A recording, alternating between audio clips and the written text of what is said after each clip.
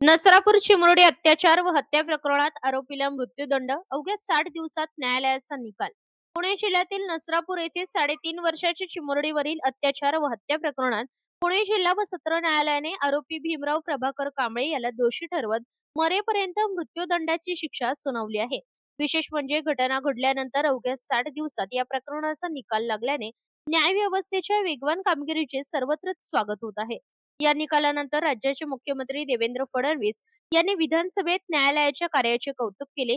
उपमुख्यमंत्री एकनाथ शिंदे यांनीही न्यायालयाचे आभार मानले. तसेच मनोज जरांगे पाटील यांनीही या निर्णयाचे स्वागत करत न्यायालयाबद्दल कृतज्ञता व्यक्त केली.